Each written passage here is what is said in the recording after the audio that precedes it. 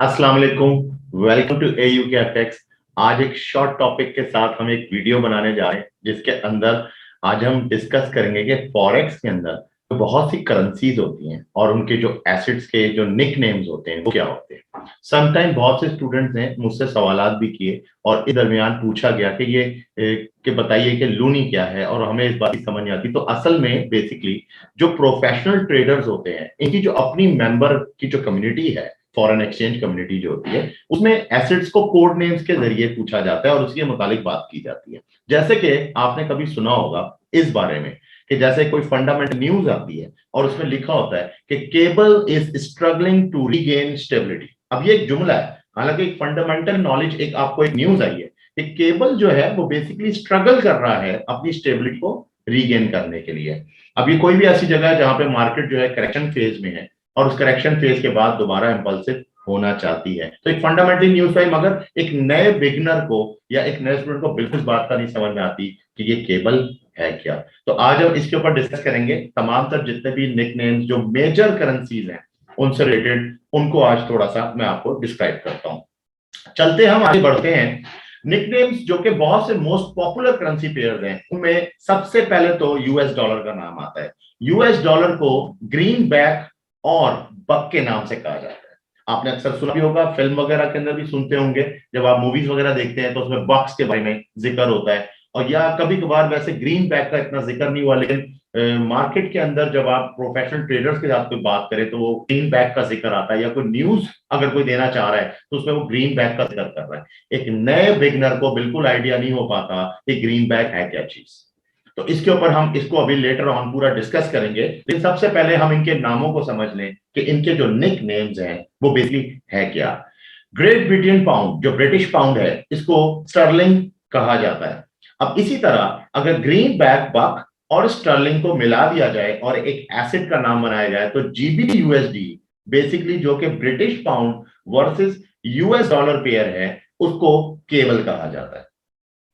इसी तरह यूरो में जो कि सिंगल करेंसी है, अगर आप यूरो के बारे में बात करें तो यूरो का जो निक नेम है उसको फाइबर कहा जाता है। इस तरह स्विस फ्रैंक है जिसको स्विजी कहा जाता है। कैनेडियन डॉलर है उसको लूनी के नाम से पहचाना जाता है। इसी तरह ऑस्ट्रेलियन डॉलर है और ऑस्ट्रेलियन डॉलर को ऑजी कहते हैं, जो बेसिकली अगर आप प्रोनाउंस करें, और जो कि एशियन लोग हैं प्रोनाउंस करने में उनको प्रॉब्लम हो तो वो ओ से उसको रिप्रेजेंट करके ओजी कह सकते हैं, लेकिन लिखने में AUSSEI ऑजी कहा जाता है। अब हम आगे बढ़ते हैं, हमारे पास नेक्स्ट करेंसी आती है न्यूजीलैंड डॉलर। अच्छा, न्यूजीलैंड का वैसे भी एक आपको पता है कि उनका सिंबल है, तो उसको वैसे ही कीवी कहा जाता है। तो न्यूजीलैंड डॉलर को बेसिकली कीवी कहा जाता है। अगर न्यूजीलैंड का एसेट NSD/USD है तो वो भी कीवी ही कहलाएगा। नेक्स्ट आता है हमारे पास यूएसडी रुबल, और रुबल जो है वो रशिया का है। और इसी तरह US dollar versus British pound pair अगर हो तो हम उसको क्या कहेंगे। अब ब्रिटिश पाउंड पेयर तो केबल बताया, लेकिन नहीं, अगर ब्रिटिश पाउंड पेयर पहले है और बाद में यूएस डॉलर है, क्योंकि यूएस डॉलर को काउंटर कर रहा है, तो हम केबल कहते हैं। अदरवाइज बेसिकली वो जिस तरह से एक आपको एग्जांपल दी गई है रुबल की, तो उसमें इसका नाम बार्नी के नाम से है। ये बार्नी एक वर्ड है, इसको भी लेटर ऑन मैं आपको बताता हूं कि ये किस बात पे ये नाम रखा गया, क्यों रखा गया, क्या वजूहत थी। यूरो अगर साथ रूबल कर दिया जाए तो उसको बेटी कहा जाता है। दिखने में ऐसा लगता है जैसे किसी गर्ल का नाम है या किसी वुमन का नाम है, बार्नी, बेटी। जीबीपी जेपीवाई, अच्छा जेपीवाई का एक बड़ा मजेदार बात है कि जापानी यन का जहां ताल्लुक हो तो वहां कुछ लगता है कि इनकी बहुत सी फिल्में आई हैं और निंजा वगैरह से रिलेटेड, लेकिन जीडीपी के साथ जब ग्रेट ब्रिटेन पाउंड के साथ जापानी येन को जोड़ा जाता है तो उसको गपी या गूफर के नाम से पहचाना जाता है। मोस्टली इसको गूफर कहते हैं, गपी बहुत कम बोला जाता है। लेकिन मुख्तलिफ हैं, अपना investing.com वाले हैं या ट्रेडिंग व्यू वाले हैं या और जो भी डिफरेंट रिसोर्सेज हैं इंटरनेट पे जो कि आपको इकोनॉमिक कैलेंडर देती है, उसमें जो फंडामेंटल न्यूज आती है उसके अंदर गप्पी और गोफर का नाम आ सकता है। तो इसी तरह यूरो जेपीवाई, अब यूरो जेपीवाई में सिर्फ इतना फर्क है कि जहां गप्पी है वहां पे जी को इस्तेमाल किया गया है ग्रेट ब्रिटेन पाउंड की वजह से। इसी तरह आप उसको यूरो का अगर नाम देना है तो उसमें आप प्रोनाउंस किया जाता है यप्पी के नाम से। अब आ जाती है यूएसडी जेपीवाई। तो जेपीवाई के साथ जब डॉलर को जोड़ा जाता है तो क्या होता है, तो फिर एक मोस्ट जिसे कहते हैं जैसे मोस्ट कॉमनली हर बंदे के मुंह में ये नाम आता है जब जापान का जिक्र होता है, तो उसका नाम निंजा के नाम से उसको प्रोनाउंस किया जाता है, यानी कि जो यूएसडी जेपी वाला पेयर है उसको निंजा कहा जाता है।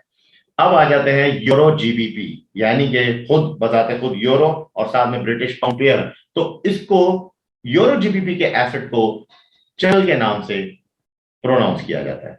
अब हम डिटेल में आते हैं और डिटेल में इसको डिस्कस करते हैं कि क्यों इस तरह के नाम पड़े और क्या है, क्या इन पीछे वजूहात क्या है। सबसे पहले हम आते हैं कि डॉलर को जो था ग्रीन बैक क्यों कहा जाता है। तो असल में ये एक अमेरिकन सिविल वॉर के दरमियान, यानी कि 1861 के अंदर एक नए पेपर नोट्स इशू किए जाते हैं, और जब वो नोट इशू होते हैं तो उन नोट के जो बैकग्राउंड होता है उसमें ग्रीन कलर होता है। उस ग्रीन कलर को रिप्रेजेंट करने की वजह से उसका नाम ग्रीन बैक रखा जाता है। तो जब से यानी कि 1861 से डॉलर को जो ग्रीन बैक कहा जाता था, उसी के बाद जैसे जैसे लेटर ऑन वक्त गुजरा तो इनकी कोई ना कोई देखिए मखसूस कोई ना कोई चीज होती है। जिस तरह आज हम बोले हमारे पाकिस्तान में मारखोर एक ऐसा जानवर है जो कि हमें पाकिस्तान को रिप्रेजेंट करता है, इसी तरह वहां पे भी कोई ना कोई ऐसी चीज होती है, कोई जानवर कोई परिंदा जिसको रिप्रेजेंट किया जाता है उसके मुल्क के साथ। तो बक बेसिकली जो आता है नाम, वो कहा जाता है एक हिरन की खाल को, और एक ऐसा हिरन जो कि मेल होता है, फीमेल नहीं होता, यानी कि एक मेल डियर स्किन जिसे कह सकते हैं आप, और उसमें उसको बक कहा जाता है, जिसकी वजह से उसका नाम लेटर ऑन बक पड़ गया। तो ग्रीन बैक और बक जो इस्तेमाल किया जाता था वो यूएस डॉलर के लिए इस्तेमाल किया जाता था, और अभी भी उसको जो है ग्रीन बैक या बक सिखा जाता है। आगे बढ़ते हैं यूरो। अब यूरो में खाली यूरो को फाइबर कहा जाता है। ये बड़ी एक इंपॉर्टेंट सी बात है, क्योंकि इसमें जितना भी एक्सप्लेनेशन को चेक किया गया रिसर्च के दरमियान, तो इतना ज्यादा कोई नहीं जानता कि फाइबर क्या है। हाँ, लेकिन कई जगहों से जो उसकी सोर्स मिली और उससे पता ही चला कि ये जो इन्होंने जब बैंक नोट्स बनाए थे, वो bank note basically pure cotton fibre पे बनाए गए थे, ताकि वो ज्यादातर ड्यूरेबल नजर आए और एक अच्छा स्पेशल फील दे सके। तो एक करेंसी को थोड़ा डिफरेंट दिखाने के लिए उन्होंने इसको इस तरह से बनाया था, जिसकी वजह से इसका नाम फाइबर पड़ गया। और आज भी फॉरेन एक्सचेंज के अंदर, फॉरेक्स के अंदर इसका नाम फाइबर ही कहा जाता है, अगर आप खाली यूरो को रिप्रेजेंट करना चाहते हैं। अब सवाल आता है कि जीबीयूएसडी को केबल क्यों कहा जाता है।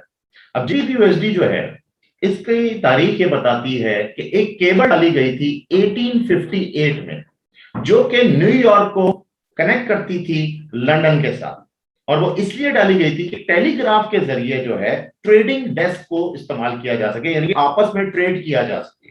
तो उन्होंने आपस में उसको सिंक्रोनाइज किया, और ये बेसिकली केबल जो है ये अंडर द अटलांटिक ओशन के जरिए लिंक करती है यूके को यूनाइटेड स्टेट्स ऑफ अमेरिका के साथ।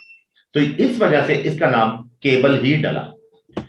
अब हमारे पास आगे करेंसी आती है जैसे ब्रिटिश पाउंड। इसके बारे में एक सवाल बड़ा जबरदस्त है कि खुद ग्रेट ब्रिटेन पाउंड जो है, इसमें ब्रिटेन भी आ रहा है, ग्रेट ब्रिटेन तो है ही जीबी, तो पाउंड स्टर्लिंग, अमूमन उसको स्टर्लिंग कहा जाता है। तो इसके पीछे इसकी तारीख क्या है।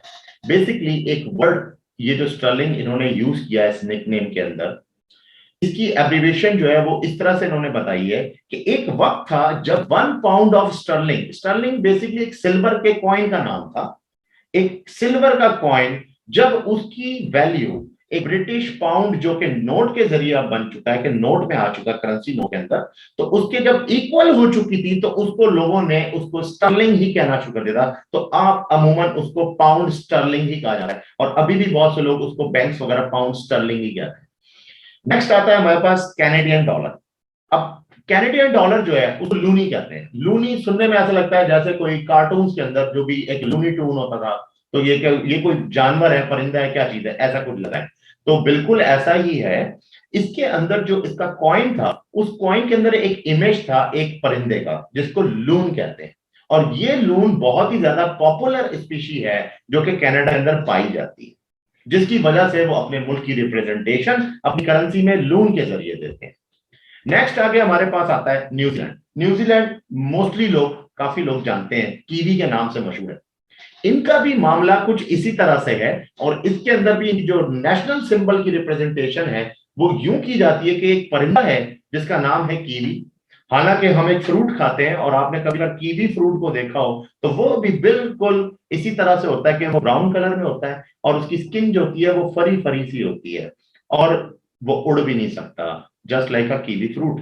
तो एक ऐसा परिंदा जो कि बिल्कुल कीवी की शक्ल का है, तो वह मोस्टली बहुत ज्यादा पाया जाता है, जिसकी वजह से उन्होंने उसकी करेंसी को भी नाम कीवी ही दिया। और फॉरेक्स एक्सचेंज के अंदर कीवी न्यूजीलैंड की करेंसी को कहा जाता है।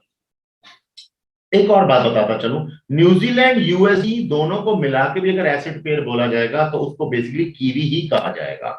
नेक्स्ट आता है what are the USD ruble या यूरो रुपल के जो पेयर्स हैं उनको क्या क्या कहा जाएगा और उसकी वजह क्या थी। तो वो जो मैंने आपको कहा कि लेटर ऑन बताऊंगा क्योंकि वो बात समझ में नहीं आ रही थी, वो कुछ इस तरह से कि रुपल बेसिकली रशिया को रिप्रेजेंट करता है।